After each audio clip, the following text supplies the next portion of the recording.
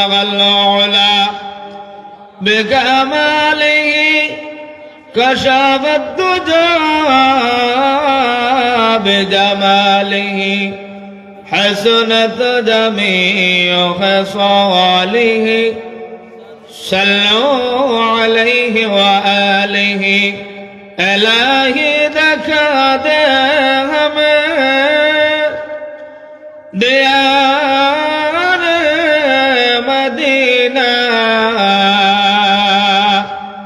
إلهي بنا دے ہمیں غبار مدینہ بلغ العلا بكماله كشف الدجى بجماله حسنت جميع خصاله صلوا عليه وآله যারা রাস্তাঘাটে আছি আমরা মেহেরবানি করে প্যান্ডেলের নিচে আসিয়া বসে পড়ি, আর যারা প্যান্ডেলের নিচে বসে আছি আমরা মেহেরবানি করে আরেকটু সামনের দিকে অগ্রসর হই আর একটু জিকির করি লা ইলাহা, জোরে জোরে ভাই লা ইলাহা মোহাব্বত লা ইলাহা সুবহানাল্লাহ আলহামদুলিল্লাহ লা ইলাহা লা ইলাহা লা ইলাহা ইল্লাল্লাহ সুবহানাল্লাহ আলহামদুলিল্লাহ লা ইলাহা তুমি বাঁচাও তুমি মারো অবিরত ক্ষমা করো তুমি বাঁচাও তুমি মারো অবিরত ক্ষমা করো ধরার যে জাল তাকে ধরা ধরার যে জাল তাকে ধরা তোমার মুঠু সবই আল্লাহ সুবহানাল্লাহ লা ইলাহা সুবহানাল্লাহ লা ইলাহা তোমার জিক্রে পরে অবাধ্য হয় কেমন করে তোমার জিক্রে পরে অবাধ্য হয় কেমন করে খোঁজে না পায় কোনো ভাষা খোঁজে না পায় কোনো ভাষা শুকুর গুজার করার আল্লাহর সুবহানাল্লাহ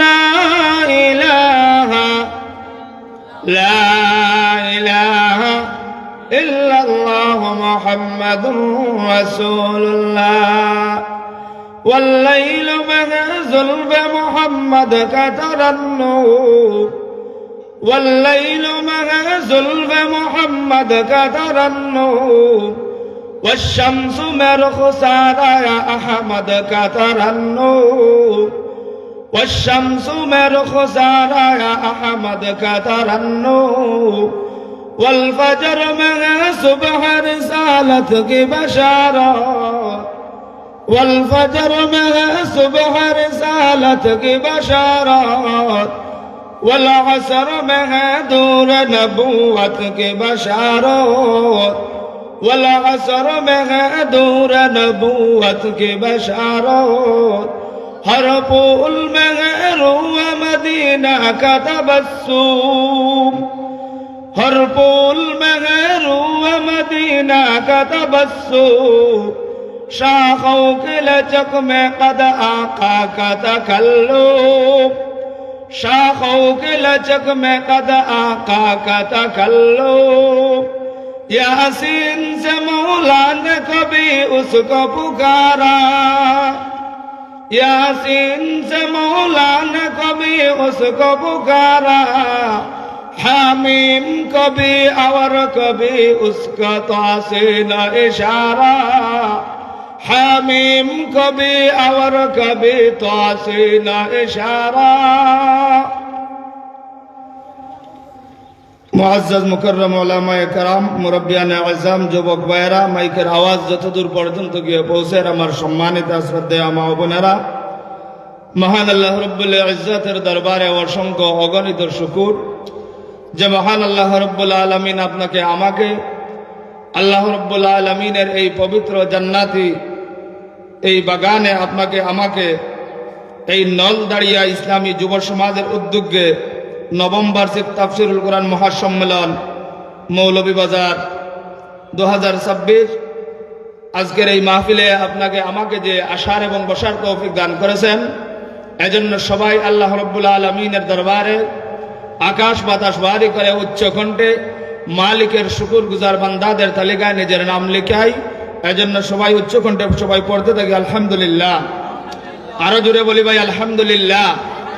আল্লাহ রাব্বুল আলামিন আপনাকে আমাকে তৌফিক দিয়েছেন বিধায় আমরা এই পর্যন্ত এই সময়ে আমরা বসতে পেরেছি। নবী করিম সাল্লাল্লাহু আলাইহি ওয়াসাল্লাম আপনাকে আমাকে সুসংবাদ দিয়েছেন যে হে আমার উম্মতেরা, তোমরা যখন আল্লাহ রাব্বুল আলামিনের ভালো, আল্লাহ রাব্বুল আলামিনের কোনো নিয়ামত গ্রহণ করবে, সঙ্গে সঙ্গে আল্লাহ রাব্বুল আলামিনের শুকরিয়া আদায় করবে। দোস্ত বুজুর্গ, আমার সময় কম, যে বিষয় আমাকে দেওয়া হয়েছে মাতা এবং পিতার হক, এই সম্পর্কে আলোচনা করার জন্য এই যে সময়ে আমরা উপনীত হয়েছি, এই সময়টা হচ্ছে আসরের নামাজের পর অর্থাৎ মাগরিবের আগে। এই সময়টা সম্পর্কে নবীজি বলেন যে আসর এবং মাগরিবের নামাজের পরে যে সময়টুকুটাকে, এই অল্প সময়কে তোমরা তোমাদের নাজাত এবং গনিমতের সময়টা মনে করো, অর্থাৎ এই সময়টাকে তোমরা নাজাতের একটা সময় মনে করো, জাহান্নাম থেকে বাঁচার একটা উপায় মনে করো। তার কারণ হচ্ছে সংক্ষিপ্ত কথা, এই আসর এবং মাগরিবের মধ্যবর্তী সময়টা খুবই স্যাক্রিফাইস করে কাটাতে হয়। তার কারণ কি? নবীজি বলেন এই সময়ের ভিতরে মহান আল্লাহ রাব্বুল আলামিন এই তামাম আসমান এবং জমিন অর্থাৎ যা কিছু আছে মহান আল্লাহ এই সময়ের ভিতরে পুরাটা সৌরজগৎ, ভূমণ্ডল, নভমণ্ডল, আকাশ বাতাস, জমিন যা কিছু আছে সব কিছু আল্লাহ রাব্বুল আলামিন এই আসর টু মাগরিবের ভিতরে ধ্বংস করবেন। চিৎকার করিয়া হোক আল্লাহু আকবার। তাহলে বোঝা গেল এই সময়টার গুরুত্ব আছে না নাই? অবশ্যই এই সময়টার গুরুত্ব আছে। দোস্ত বুজুর্গ, সময় সংক্ষিপ্ত। যে আয়াতে কালিমা আপনাদের সামনে তিলাওয়াত করেছি, মহান আল্লাহ বলেন ওয়াকাযা রাব্বুকা আল্লা তা'বুদু ইল্লা ইয়াহু ওয়া বিল ওয়ালিদাইনি ইহসানা। নবী করিম সাল্লাল্লাহু আলাইহি ওয়াসাল্লামের হাদিস শরীফের মধ্যখান থেকে একটা হাদিস শরীফ আপনাদের সামনে পড়েছে। আল্লাহ রাব্বুল আলামিন কোরআনে কারীমের মধ্যে আপনাকে আমাকে অর্থাৎ সমস্ত ঈমানদার মুসলমানদেরকে লক্ষ্য করিয়া বলেন যে হয় দুনিয়ার মানুষ, আমি মহান আল্লাহ রাব্বুল আলামিন আপনাকে অর্থাৎ আমাদের সবাইকে মহান আল্লাহ রাব্বুল আলামিন জমিনের মধ্যে প্রেরণ করেছেন নির্দিষ্ট কাজের জন্য, নির্দিষ্ট কিছু বাতানো কাজের জন্য। আল্লাহ রাব্বুল আলামিন বলেন আমি দুনিয়ার মধ্যে দুই শ্রেণীর মানুষকে পাঠাইলাম আমার গোলামি করার জন্য। আর যত প্রকারের যত প্রাণী আছে, কোন প্রাণীকে নির্দিষ্ট করিয়া তার হিসাব এবং তার মুহাসাবের জন্য আমি তাকে দাঁড় করাইতে পারবো না। একমাত্র মানুষ জাতি আর জিন জাতিকে আল্লাহর দরবারে আপনার তার সব কাজ খড়ায় ঘন্টায় দাঁড়িয়ে দিতে হবে। আল্লাহ রাব্বুল আলামিন তার গোলামের জন্য আপনাকে আমাকে নির্বাচিত করেছেন। আল্লাহ রাব্বুল আলামিন বলেন আমার গোলামি করার সাথে সাথে ও দুনিয়ার মানুষ, তোমার সব কিছু শেষ এরকম নয়। তুমি আমি মালিকের গোলামি করার সাথে সাথে, আমি মালিকের দাসত্ব করার সাথে সাথে, আমি আল্লাহ রাব্বুল আলামিনের হুকুম মানার সাথে সাথে তোমাকে নির্দিষ্ট আরেকটি কাজ করতে হবে। সেটি হলো তোমার মাতা এবং পিতার সাথে সদাচরণ করতে হবে। ওয়া বিল ওয়ালিদাইনি ইহসানা। মা এবং বাবা ছাড়া দুনিয়ার মধ্যে আমরা আসি নাই। মা এবং বাবা ছাড়া আমরা দুনিয়ার মধ্যে আসি নাই। মাতা এবং পিতার মাধ্যমে মহান আল্লাহ রাব্বুল আলামিন আপনাকে আমাকে দুনিয়ার মধ্যে পাঠাইছেন। আল্লাহ রাব্বুল আলামিনের দুইটি গুণ, একটি হলো আয়াত আর একটি হলো কুদরত। আমরা যে দুনিয়ার মধ্যে এসেছি মা এবং বাবার মাধ্যমে, আল্লাহ রাব্বুল আলামিন আপনাকে আমাকে দুনিয়ার মধ্যে পাঠাইছেন মা এবং বাবার মাধ্যমে। এটা হলো আল্লাহ রাব্বুল আলামিনের আয়াত। কিন্তু মা এবং হয়তো মা ছাড়া অথবা বাবা ছাড়া হযরত ঈসা আলাইহিস সালাতু ওয়াস সালামকে মহান আল্লাহ রাব্বুল আলামিন বাবা ছাড়া মার মাধ্যমে দুনিয়ায় পাঠাইছেন। এটা হচ্ছে কুদরত। ঈসা আলাইহিস সালাতু ওয়াস সালাম জমিনে যে আগমন করেছেন, ঈসা আলাইহিস সালাতু ওয়াস সালামের পিতা আছেন? ঈসা আলাইহিস সালাতু ওয়াস সালামের পিতা নাই। তাহলে বোঝা গেল ঈসা নবীর পিতা নাই। হযরতে মরিয়ম আলাইহিস সালাতু ওয়াস সালাম রে আল্লাহ রাব্বুল আলামিন জিবরিল রে হইলা, ও জিবরাইল তুমি যাও, তাড়াতাড়ি যাও, গিয়া সুন্দর করিয়া সুশৃঙ্খল করিয়া একটা ফু তুমি দেও। হযরত মরিয়ম রে ফু দিলা। হযরত মরিয়ম রে আল্লাহ প্রদত্ত এই ফুর মাধ্যমে হযরত মরিয়ম আলাইহিস সালাতু ওয়াস সালামের মাধ্যমে হযরত ঈসা রূহুল্লাহ এই জমিনে আগমন করছিল। হোক সুবহানাল্লাহ। হযরত ঈসা আলাইহিস সালাতু ওয়াস সালামের বাবা নাই। আর আমরা যে দুনিয়ায় যাইছি মার মাধ্যমে বাবার মাধ্যমে, মা এবং বাবার মাধ্যমে আমরা দুনিয়াতে আইছি। এটা কুদরত না, এটা হইল আদাত। আর মা ছাড়া হযরত মরিয়মের মাধ্যমে ঈসা জমিনে আইছেন, এটা হইল কুদরত। এটা আদত না, এটা আল্লাহর কুদরত। এটা আল্লাহর একটা কারিশমা। দুনিয়ার মানুষরে নবীরে আল্লাহ রাব্বুল আলামিনে বাবা ছাড়া দুনিয়াতে পাঠাইয়া হযরতে হাওয়া আলাইহিস সালাতু ওয়াস সালাম রে হযরতে আদম আলাইহিস সালাতু ওয়াস সালামের বাম পাজরটাকে সৃষ্টি করছেন। এটা আল্লাহ রাব্বুল আলামিনের একটা কুদরত, একটা নিশানা। এটা আপনার লাগিয়া আমার লাগিয়া শিক্ষা। দুস্থ বুজুর্গ, আল্লাহ রাব্বুল আলামিন আপনারে আমারে দুনিয়ার জমিনে যে পাঠাইছে মা এবং বাবা আপনার লাগিয়া আমার লাগিয়া কত বড় নিয়ামত, কত বড় নিয়ামত, কতটুকু আপনার আমার জন্য একটা বিনিময়।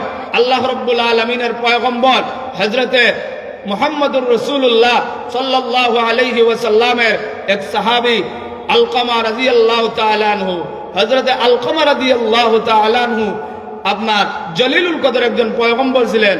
হযরতে আলকামা আল্লাহ রাব্বুল আলামিনের পয়গম্বর, শেষ নবী শ্রেষ্ঠ নবী জনাবে মুহাম্মদুর রাসূলুল্লাহ সাল্লাল্লাহু আলাইহি ওয়াসাল্লামের জলিলুল কদর একজন পয়গম্বর ছিলেন হযরতে আলকামা রাদিয়াল্লাহু তাআলা আনহু। হযরতে আলকামা রাদিয়াল্লাহু তাআলা আনহু মার সাথে বাবার সাথে সুসম্পর্ক ছিল, ভালো সম্পর্ক ছিল, গভীর সম্পর্ক ছিল। কিন্তু কোন কারণবশত হযরতে আলকামা রাদিয়াল্লাহু তাআলা আনহু তার মাতা তার উপরে সামান্য পরিমাণ অসন্তুষ্ট ছিলেন, যার পরিণাম কি হয়েছিল? হযরতে আলকামা রাদিয়াল্লাহু তাআলা আনহু বয়োবৃদ্ধ বয়স্ক সাহাবী হযরতে আলকামা রাদিয়াল্লাহু তাআলা আনহু যখন দুনিয়া থেকে বিদায় গ্রহণ করবেন, দুনিয়া থেকে চির বিদায় নেবেন, চির নিঃশ্বাস নেবেন, হযরতে আলকামা রাদিয়াল্লাহু তাআলা আনহু দুনিয়া থেকে বিদায় গ্রহণ করার সময় যখন এই উপলব্ধি হলো, যখন সাকরাতে মউতের অবস্থান হলো, সাহাবায়ে কেরাম একের পর এক হযরত আলকামাকে দেখতেছেন, একের পর এক হযরত আলকামাকে দেখার জন্য আসতেছেন, সাক্ষাৎ করতেছেন। মানুষ যখন অসুস্থ হয়ে যায়, অসুস্থ মানুষকে দেখা একজন ইমানদার একজন মুসলমানের জন্য 6টা হকের মধ্য থেকে একটা হক। হযরত আলকামাকে সাহাবায়ে কেরাম দেখতেছেন, একের পর এক সাহাবায়ে কেরাম আসতেছেন রাসূলের দরবারে। খবর গেল, ইয়া রাসূলুল্লাহ, ইয়া হাবিবাল্লাহ, ও নবীজি, ও বিশ্ব নবী, আপনার জলিলুল কদর সাহাবী হযরতে আলকামার অবস্থা বেশি ভালো নয়। নবীজি বললেন, ও আমার সাহাবায়ে কেরাম, তাহলে তোমরা আমার আলকামার কাছে নিয়ে আমাকে চলো। আলকামাকে দেখার উদ্দেশ্যে যখন বিশ্ব নবী আলকামার বাড়িতে গেলেন, হযরতে আলকামা রাদিয়াল্লাহু তাআলা আনহুকে দেখলেন। দেখার পরে আলকামার খোঁজ খবর নিয়ে যখন ওনার মা এবং বাবা, ভাই বিরাদর, আত্মীয় স্বজন আছেন কিনা, উনি ওনার পরিবারের সদস্যদের খোঁজ খবর নেওয়ার জন্য জিজ্ঞাসা করলেন। তখন একজন বলল ওনার মা জীবিত আছে। মারকে জিজ্ঞাসা করলেন যে আপনার সন্তানের কি হয়েছে, এত কষ্ট পাচ্ছে, খলিমা নসিব হচ্ছে না, আপনার এত কষ্ট হচ্ছে। মা ডান দিকে মুখ ফিরাইলেন, আবার জিজ্ঞাসা করলেন, ও আলকামার মা, আপনার আলকামার কি হয়েছে? এইভাবে বাম দিকে মুখ ফিরাইলেন। নবীজি বুঝতে পারলেন যে আর কিছু নয়, মা অসন্তুষ্ট। এই অবস্থা যখন উপলব্ধি করতে পারলেন, আল্লাহর নবী জনাবে মুহাম্মদুর রাসূলুল্লাহ সাল্লাল্লাহু আলাইহি ওয়াসাল্লাম সাহাবায়ে কেরামদেরকে বললেন, হে সাহাবায়ে কেরাম, তোমরা যাও জঙ্গলের ভিতরে, জঙ্গল থেকে তোমরা লাকড়ি সংগ্রহ করো, জঙ্গল থেকে তোমরা কাঠ সংগ্রহ করো। আমি আমার আলকমাকে জ্বালিয়ে চারখার করে দেব, আলকমাকে জ্বালিয়ে পুড়িয়ে শেষ করে দেব। আলকমার মা এই কথাটা উপলব্ধি করতে পারতেছেন, এই কথা ভালোভাবে শুনতেছেন, এই কথা ভালোভাবে শ্রবণ করতেছেন। যখন এই কথা নবীজি কয়েকবার বললেন, তখন আলকমার মা বললেন, ইয়া রাসূলুল্লাহ, ইয়া হাবিবাল্লাহ, আপনি সাহাবায়ে কেরামদেরকে লাকড়ির সংগ্রহের জন্য বলতেছেন, কাঠ সংগ্রহের জন্য বলতেছেন, আপনি কাকে জ্বালিয়ে দেবেন? নবীজি বললেন, আমার আলকমার এত পরিমাণ কষ্ট হচ্ছে, আমি আমার আলকমার কষ্ট দেখে সহ্য করতে পারছি না, আমি আমার আলকমাকে জ্বালিয়ে দুনিয়ার জমিন থেকে বিদায় করে দেব। তবু আমার আলকমার এত কষ্ট আমি নবীজির সহ্য হয় না। যখন এই প্রশ্ন করলেন, যখন এই কথা বললেন, আলকমার মা বললেন, ইয়া রাসূলুল্লাহ, ইয়া হাবিবাল্লাহ, ওগো নবীজি, আপনি বিশ্বাস করুন, আপনি এই কথা ভালোভাবে জানিয়ে রাখুন, আমি আপনাকে বলতেছি, আমার সন্তানের প্রতি আমার যেই ধারণা ছিল, আমার ধারণাটা পাল্টে গেলাম। আমার এই কথাটা আপনি ভালোভাবে জানিয়ে রাখুন, আপনি বিশ্বাস করুন, আমার সন্তানের প্রতি যেই আগ্রহ ছিল, যেই মনোভাব ছিল, যেই পরিস্থিতি ছিল, আমি সেইখান থেকে বেরিয়ে আসলাম। আমি আমার আলকমা রাদিয়াল্লাহু তাআলা আনহুকে মাফ করিয়ে দিলাম। এই কথা যখন বললেন, 2-1 মিনিটের ভিতরে নবীজি আলকমার পাশে গেলেন। আলকমার পাশে যাওয়ার সাথে সাথে হযরতে আলকমা রাদিয়াল্লাহু তাআলা আনহু কালেমা পড়ে পড়ে আল্লাহর পয়গম্বরের সাহাবী কালেমা পড়তে লাগলেন, লা ইলাহা ইল্লাল্লাহু মুহাম্মাদুর রাসূলুল্লাহ। এইভাবে কালেমা পড়িয়া পড়িয়া দুনিয়া থেকে বিদায় গ্রহণ করলেন। সুবহানাল্লাহ। এইভাবে সাহাবায়ে কেরামদের মধ্যে মা বাবার প্রতি কি এরকম তাজিম ছিল, মা বাবার প্রতি কি রকম সম্মান ছিল। আল্লাহর নবী জনাবে মুহাম্মদুর রাসূলুল্লাহ সাল্লাল্লাহু আলাইহি ওয়াসাল্লামের সাহাবী আল্লাহর নবীর দরবারে আসিয়া দিয়ে, ইয়া রাসূলুল্লাহ, ইয়া হাবিবাল্লাহ, ওগো নবীজি, আমি আমার মাকে খুব শ্রদ্ধা করি, আমি আমার মার কথা শুনি, আমার মার কথা ছাড়া আমি কখনো চলি না, আমি আমার মার কথা ছাড়া আমি কোথায় যাই না, আমি আমার মাকে খুব বেশি মহব্বত করি। ইয়া রাসূলুল্লাহ, ইয়া হাবিবাল্লাহ, আমি আমার মার দিকে যদি একবার সুদৃষ্টিতে তাকাই, সুনজরে তাকাই, তাহলে আমার কি হবে? ইয়া রাসূলুল্লাহ। সাহাবীর প্রশ্নের উত্তরে নবীজি বললেন, ও আমার সাহাবী, তুমি ভালোভাবে জানিয়ে রাখো, তুমি যদি তোমার মার দিকে একবার সুনজরে তাকাও, তাহলে মহান আল্লাহ রাব্বুল আলামিন একটি কবুল, একটি উমরা হজ্জের সওয়াব তোমাকে দান করবে। সাহাবী প্রশ্ন করলেন, ইয়া রাসূলুল্লাহ, ইয়া হাবিবাল্লাহ, আমি যদি দ্বিতীয়বার আমার মার দিকে সুনজরে তাকাই, আমি যদি আমার মার দিকে আমি মায়ার নজরে তাকাই, এইভাবে 2বার প্রশ্ন করলেন, 3বার প্রশ্ন করলেন। নবীজি বললেন, ও আমার সাহাবী, তুমি জানিয়ে রাখো, তুমি 2বার নয়, 3বার নয়, শত সহস্র হাজার বার যদি তোমার মার দিকে তুমি তাকাও, আমার মহান আল্লাহ রাব্বুল আলামিন তোমাকে শত সহস্র কোটি বার নফল হজ এবং মকবুল উমরা হজ্জের সওয়াব তোমাকে দান করবে। সুবহানাল্লাহ। তাহলে বোঝা গেল মার প্রতি এবং বাবার প্রতি সম্মান আসেনি না নাই? সাহাবী প্রশ্ন করলেন, ইয়া রাসূলুল্লাহ, খার খেদমত করতাম, খার খেদমত করতাম। নবীজি বললেন, মার খেদমত করো। এইভাবে দ্বিতীয়বার প্রশ্ন করলেন, ইয়া রাসূলুল্লাহ, ইয়া হাবিবাল্লাহ, ওগো নবীজি, আমি কার খেদমত করব? নবীজি বললেন, উম্মুকা, তোমার মার খেদমত করো। আবার প্রশ্ন করলেন, ইয়া রাসূলুল্লাহ, ইয়া হাবিবাল্লাহ, কার খেদমত করব? নবীজি বললেন, উম্মুকা, তোমার মার খেদমত করো। চতুর্থবার প্রশ্ন করলেন, ইয়া রাসূলুল্লাহ, ইয়া হাবিবাল্লাহ, কার খেদমত করব? নবীজি চতুর্থবারে প্রশ্নের উত্তরে বললেন, আবুকা, তোমার বাবা। সুবহানাল্লাহ। 3বার কেন কইলা? মা 10 মাস কষ্ট করছো, মার এত পরিমাণ কষ্ট হয়েছে, শুরুতে একটু কষ্ট কম হয়েছে, কিন্তু যখন আসলে আমি দুনিয়ায় আইতাম, ইয়া আল্লাহ, সুবহানাল্লাহি ওয়া বিহামদিহি, সুবহানাল্লাহিল আযীম। মুফাসসিরিনে কিরাম কিতাবের মধ্যে লেখেন যে যখন আমরা দুনিয়াত আইমু, যখন দুনিয়ায় আইতাম, আবার আটকানো মার ওই পরিমাণ কষ্ট হয়েছে। সুবহানাল্লাহি ওয়া বিহামদিহি সুবহানাল্লাহিল আযীম। যে ওই পরিমাণ কষ্ট হয়েছে, মুফাসসিরিনে কেরাম কিতাবের মধ্যে লেখেন, যখন সন্তান মার পেটের ভিতরে নড়াচড়া করত, অর্থাৎ খাবার খাইতো, তখন মা ওই পরিমাণ কষ্ট পাইতো। তখন মা কষ্টটা কারো কাছে বলতো না। মা এবারে এবারে এই কথা ভাবতো, আয় আল্লাহ, আমি তো আমার স্বামীর কাছে আমার মনের ব্যথা, আমার বেদনা বারবার খুলে বলতে পারি না। স্বামী আমাকে সান্ত্বনা দিতে পারে না। আমার বামের পাশে যেই সমস্ত মহিলা আছে, ডান পাশে যেই সমস্ত মহিলা আছে, বাড়ির প্রতিবেশী যেই সমস্ত আমার মহিলারা আছে, তাদের কাছে বলেও আমি সান্ত্বনা পাই না, আরাম পাই না। তখন ওই সন্তানের মা আকাশের দিকে হাত উঠাইয়া দোয়া করে, বিছানার মধ্যে বসিয়া পশ্চিম দিকে মুখ ফিরাইয়া সেজদার মধ্যে বলিয়া যায়, আল্লাহর দরবারে হাত উঠাইয়া দোয়া করে, আয় আল্লাহ, আমার এই কষ্টটা তুমি, আমার এই কষ্টটাকে তুমি কবুল করিয়া নাও। আমার সন্তানটাকে সহি সালামতে আমার কুল পর্যন্ত পৌঁছাইয়া, আমার দুনুটা চক্ষু দিয়া আমার সন্তানটাকে দেখাইয়া আপনি আমার কলিজাকে আপনি প্রশান্ত করিয়া দাও। সুবহানাল্লাহ বলবেন না? জুড়ে বলি না ভাই সুবহানাল্লাহ। মা অপেক্ষা করে যে আমার সন্তানটা যখন আমার কুলে আসবে, যখন আমার সন্তানটাকে আমি দেখবো, তখন আমার এই 10 মাস, 1 মাস, 2 মাস, 10 মাস, 10 দিনের পুরাটা কষ্ট, পুরাটা ব্যথা, পুরাটা যাতনা সব কিছু আমার শেষ হয়ে যায়। দুস্থ বুজুর্গ, এই যে কষ্ট, ডেলিভারির সময় মার আর্তনাদ, আল্লাহু আকবার। অনেক সময় ডেলিভারির সময় মা, অনেক মহিলারা দুনিয়া থেকে বিদায় গ্রহণ করে না? অনেক সময় অনেক মহিলারা দুনিয়া থেকে বিদায় গ্রহণ করে। অদুস্থ বুজুর্গ, নলদাড়িয়ার মুসলমানেরা জানেন এই সমস্ত মহিলাদের কত সওয়াব, এই সমস্ত মহিলাদের আদর, এই সমস্ত মহিলাদের প্রতিদান। আল্লাহ রাব্বুল আলামিনের পয়গম্বর নবীজি বলেন যে এই সমস্ত মহিলারা সন্তান প্রসবের সময় দুনিয়া থেকে বিদায় গ্রহণ করে, অথবা সন্তান প্রসবের পরে পরেই একটু কষ্টের পরে আপনার যখন রক্ত প্রবাহিত হলো, অথবা অন্যান্য কোনো ঝামেলায় এই মহিলাটা দুনিয়া থেকে বিদায় গ্রহণ করলো, নবীজি বলেন ওই মহিলা দুনিয়া থেকে বিদায় গ্রহণ করার সাথে সাথে জান্নাত এবং কবরের সাথে সুসম্পর্ক হয়ে যায়। সুবহানাল্লাহ।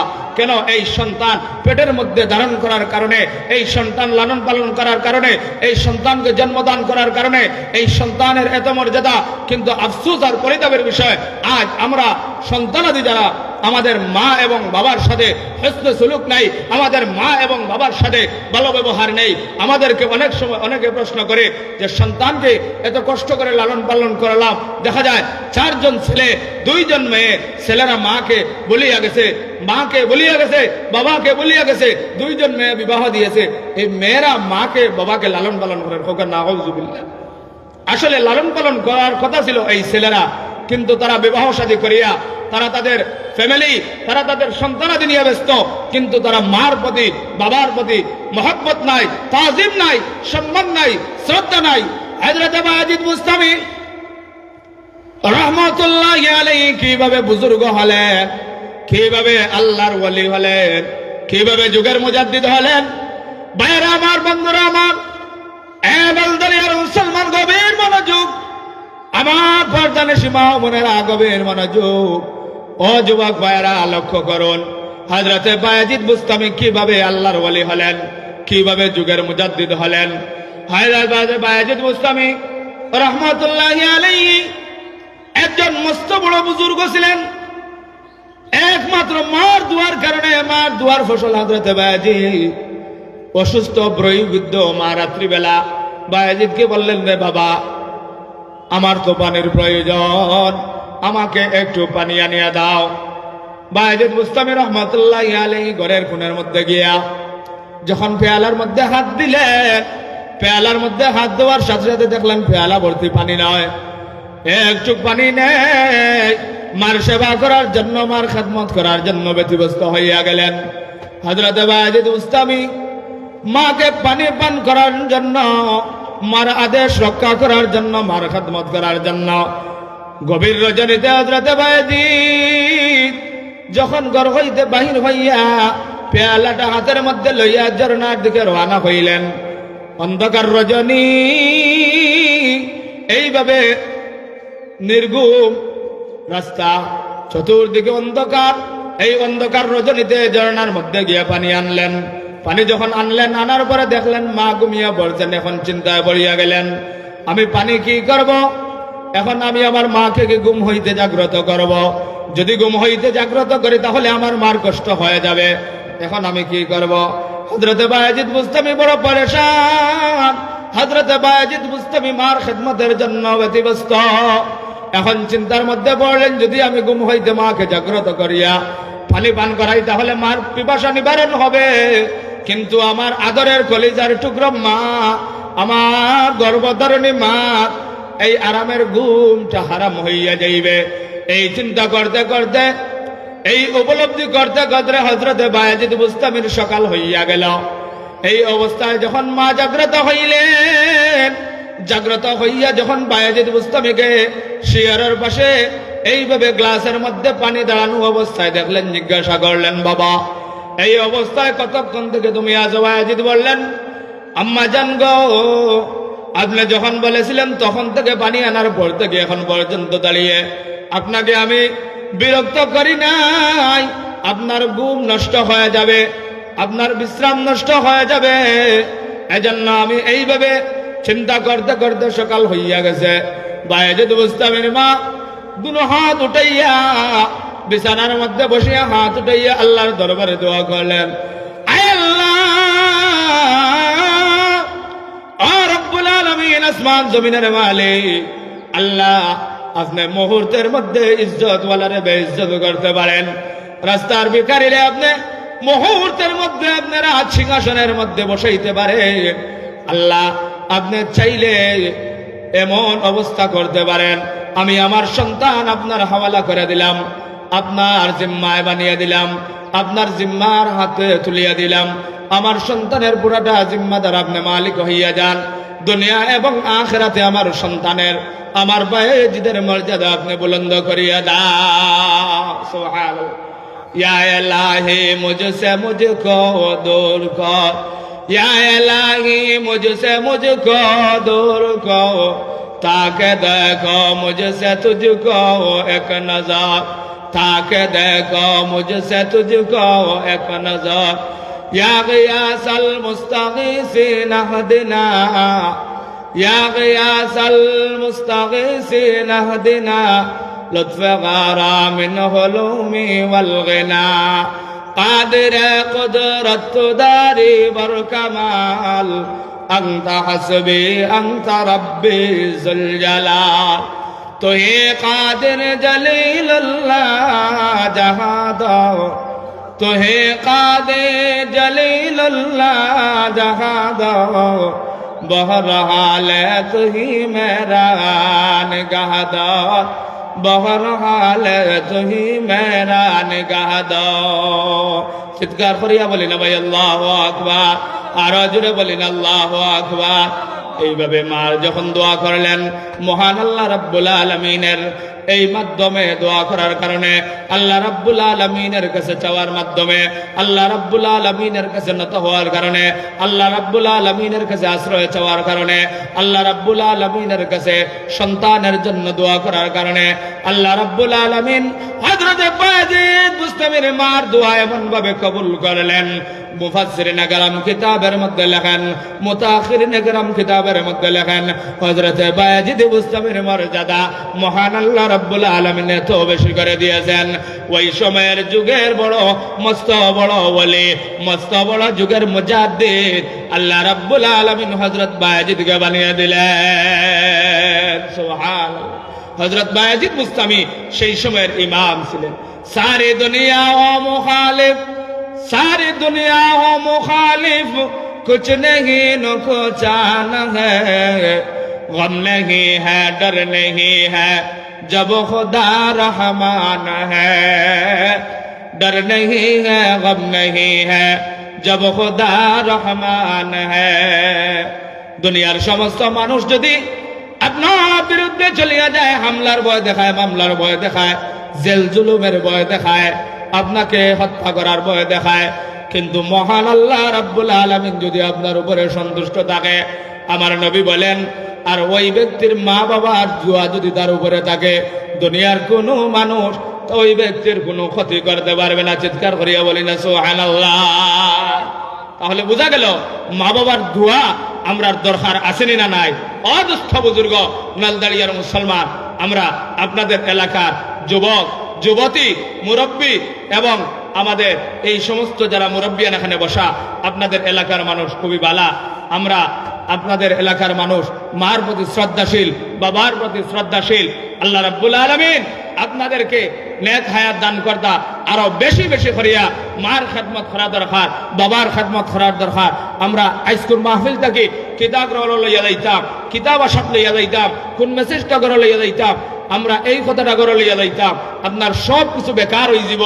আপনি বড় মুহাদ্দিস, বড় মুফতি সাহেব, বড় ইমাম সাহেব, বড় মুহাক্কিক আলিম, আপনি ডাক্তার সাহেব, আপনি ইঞ্জিনিয়ার সাহেব, আপনি দানবীর সাহেব, আপনি যত বড় আপনি দানবীর হন না কেন, যত বড় আপনি সখী হন না কেন, আপনার মা অথবা বাবা যদি আপনার উপরে অসন্তুষ্ট হয়, আপনার কোনো আমল মওলার দরবারে মঞ্জুর হবে না।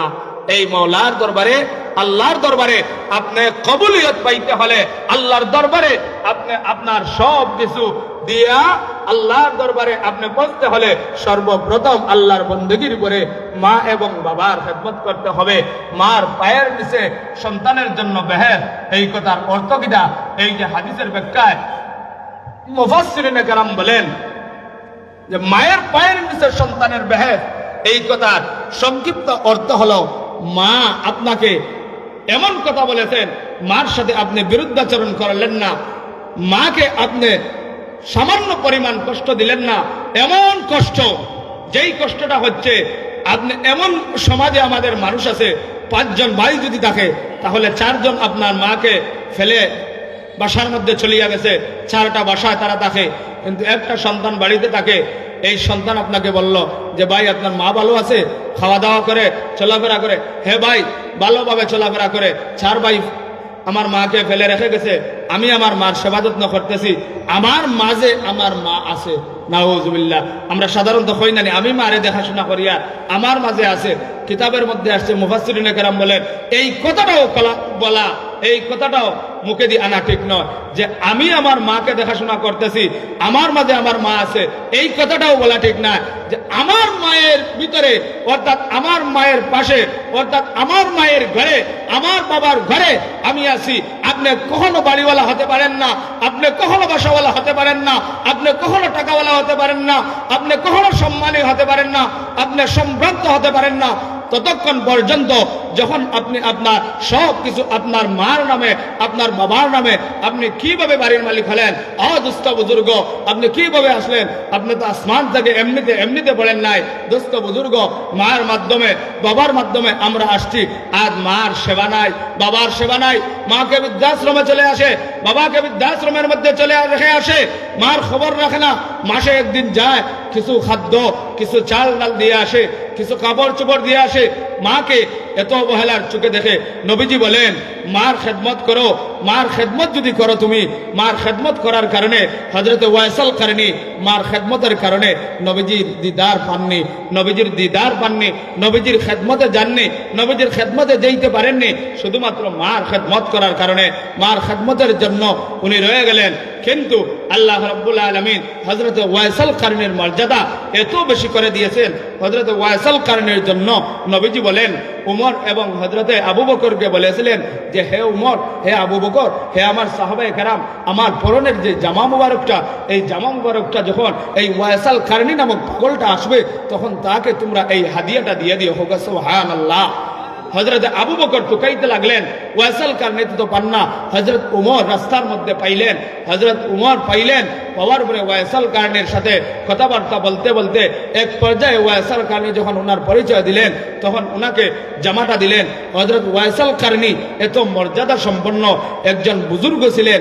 নবীজি দান মোবারক তায়েফের ময়দানে কাফের বেঈমানেরা নবীজিকে এত পরিমাণ কষ্ট দিল। তায়েফ নবীজি নানা দেশ, যখন সেখানে গেলেন, নবীজি জন্মস্থানের ভিতরে কষ্ট পাইলেন, মনে মনে ভাবলেন যে জন্মস্থান ছাড়িয়া যখন নানার দেশে যাইব, সেইখানের মানুষ আমাকে আশ্রয় দিবে, সেইখানের মানুষ আমাকে কষ্ট দিবে না, তারা আমাকে আদর করবে, তারা আমাকে মহব্বত করবে। যখন তায়েফের ময়দানে গেলেন, তখনও নবীজির উপরে নির্মুখ নির্যাতন, তখনও নবীজিকে অত্যাচার। যখন সেখানে গেলেন, তখন যাওয়ার পরে উনার পুরাটা অঙ্গ প্রত্যঙ্গ রক্তে রঞ্জিত, দান দান, এবং যখন উহুদের যুদ্ধে নবীজির দান মুবারক শহীদ হইল, এইভাবে আপনার তায়েফের ময়দানে নবীজিকে আপনার তারা নির্যাতন নিপীড়ন শুরু করলো।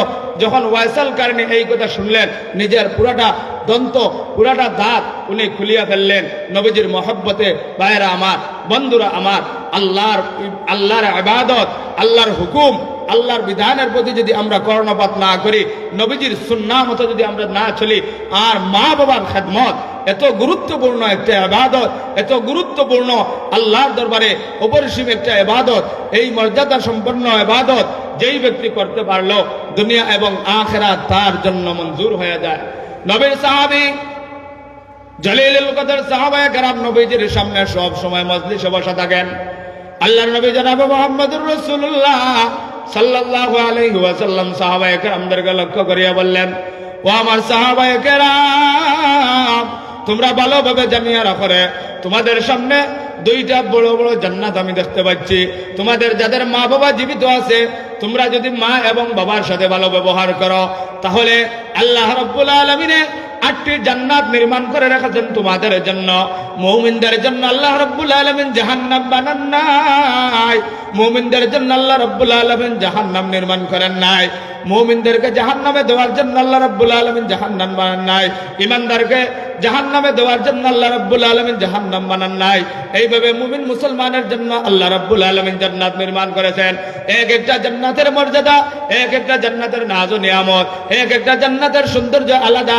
আল্লাহর নবী জনাব মুহাম্মদুর রাসূলুল্লাহ সাল্লাল্লাহু আলাইহি ওয়াসাল্লাম বলেন, যার মা বাবা দুজন জীবিত আছে, মহান আল্লাহ রাব্বুল আলামিনের পক্ষ থেকে তার জন্য জান্নাতের 2টা বড় বড় দরওয়াজা খোলা আছে। চিৎকার করিয়া বলি না সুবহানাল্লাহ, আর জোরে বলি না সুবহানাল্লাহ। নবীজি বলেন, ও আমার সাহাবায়ে কেরাম, তোমরা চাইলে 2 দরজার যে কোনো একটি দরজা দিয়া জান্নাতের ভিতরে প্রবেশ করতে পারো। মার সেবা আর বাবার সেবা, আমরা সমাজও মার সেবা করিয়া অনেক মানুষ উজালা হইছে, মা বাবার সাথে সদাচরণ করিয়া অনেক মর্যাদা সম্পন্ন হইছে। দুস্থ বুজুর্গ, মার সেবা এত গুরুত্বপূর্ণ।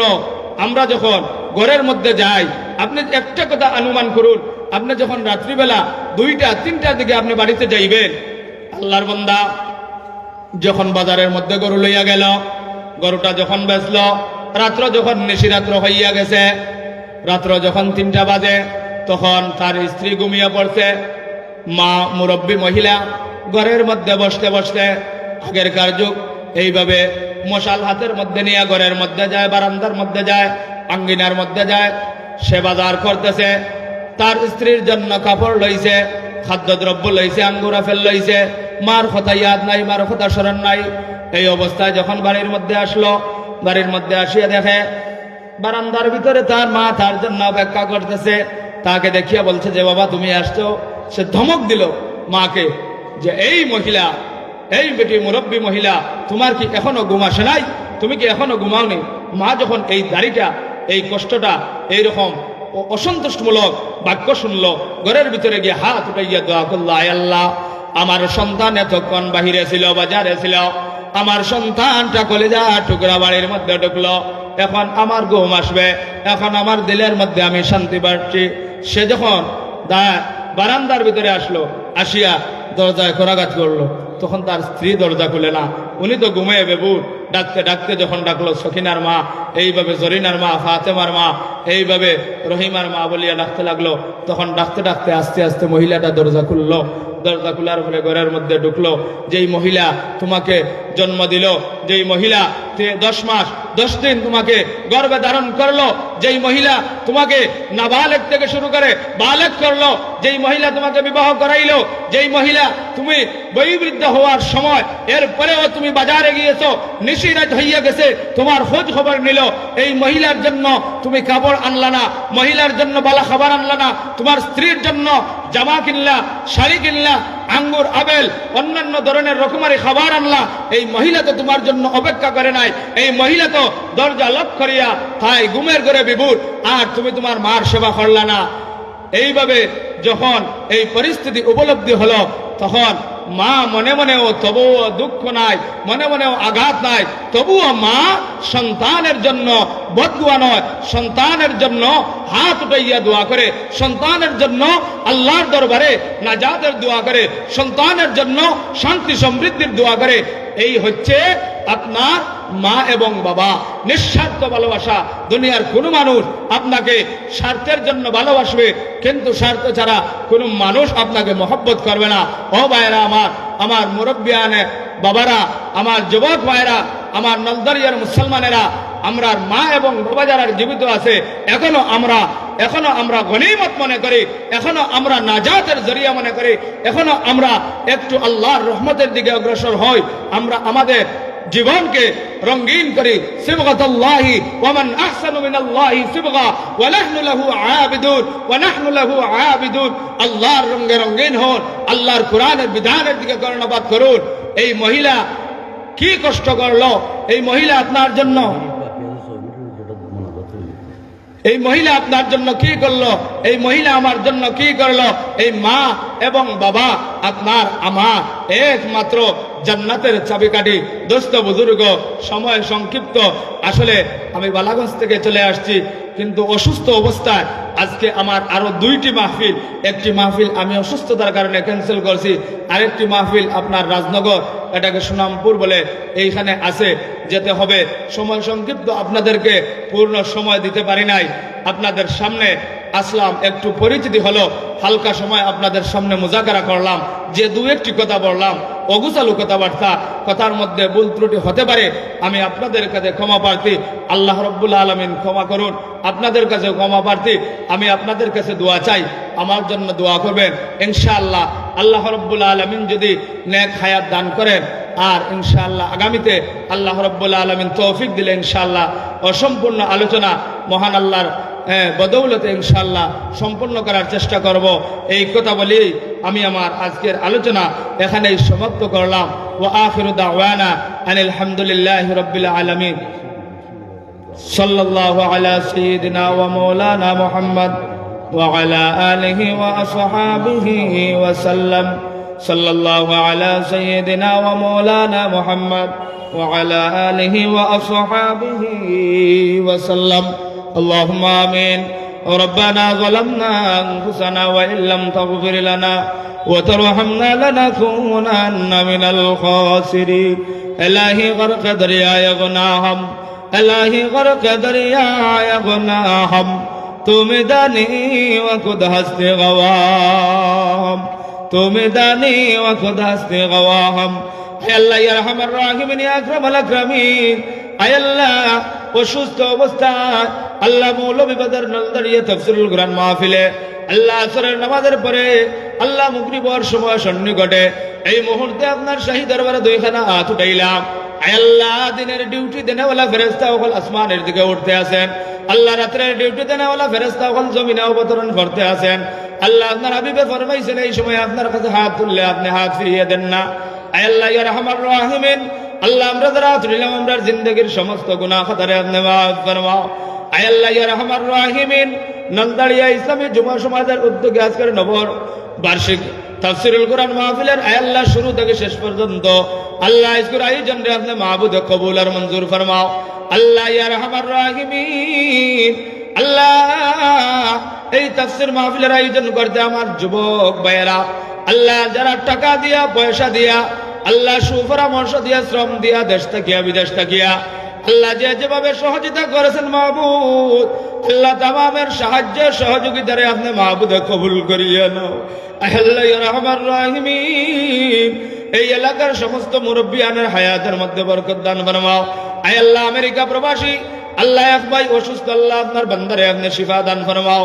আয় আল্লাহ ইয়া রাহমার রাহিমিন, আল্লাহ এলাকার মধ্যে একটা হাফিজি মাদ্রাসা প্রতিষ্ঠা কররা, আল্লাহ মাদ্রাসা প্রতিষ্ঠা করতে মাহবুব যত ধরনের যত কিছুর প্রয়োজন ও আল্লাহ আপনার গায়বী খাজানা থেকে আপনি নুসরত আর ইমদাদ নসিব ফরমাও। আল্লাহ এলাকার तमाम মুর্দাকান রে আপনি মাহবুদে মাফ ফরমাও। আয় আল্লাহ ইয়া রহমান রাহিমিন মাহবুব নখলরে ইয়া আল্লাহ হেদায়েত দান ফরমাও, পর্দা নিশি বানাও, দিনদার বানাও, নামাজি বানাও, মুত্তাকি বানাও। আল্লাহ আমরা যারা যুবক হল আছি আল্লাহ আমরা যুবক হলরে মার খেদমত করার তৌফিক দান ফরমাও, আল্লাহ বাবার খেদমত করার তৌফিক দান ফরমাও। আয় আল্লাহ সভাপতি সব মুরব্বী যারা আছেন আল্লাহ প্রত্যেকের হায়াতের মধ্যে বরকত দান ফরমাও। ইয়া রহমান রাহিমিন আগামীতে আরো বড় পরিসরে আয়োজন করার তৌফিক দান ফরমাও। আল্লাহ আমরা প্রত্যেকের মার খেদমত থেকে বঞ্চিত করিও না, আল্লাহ বাবার খেদমত থেকে বঞ্চিত করিয়া আমরা বেইজ্জত করিও না। এক বাজু বিজলো মায়ের গুয়ে আর মুতে, আর বাজু বিজলো মায়ের মাগো মায়া শীতে, মায়ের উপরের বস্ত্র খানি বাচ্চার উপরে দিয়া, সারা রাত কাটাইল মায়ে আগুন খুলে লইয়া। বিদেশেতে যদি কারো সন্তান মারা যায়, পাড়া প্রতিবেশে জানার আগে জানে জনম দুঃখী মা। আয় আল্লাহ ইয়া রহমান রহিমিন, আল্লাহ মাহফিলের মধ্যে আমরা অনেকে জানি না, আল্লাহ মা হারাইয়া খেয়ে বইয়া বই থাকছি রে মা, আল্লাহ বাবা হারাইয়া বইয়া বই থাকছি। আল্লাহ আমরা যারা মা হারাইয়া বাবা হারাইয়া আমরা প্রত্যেকের মা বাবার খবর রাখলে রওজা তুমির রিয়াদুল জান্নাহ বানিয়ে দাও। আমরা সবাই রে মৌতের আগে আগে জিয়ারত রহমান শরীফ নসিব ফরমাও। আমরা রে মৌতের সময় দৌলতে ঈমান নসিব ফরমাও। এই মুহূর্তে আমরার পক্ষ থেকে সোনার মদিনা সংখ্যা অগণিত দুরূদ ও সালাম পৌঁছাইয়া দাও। আপনার হাবিবের খাতিরে আপনি আমরা দোয়া খান্তরে কবুল আর মঞ্জুর ফরমাও।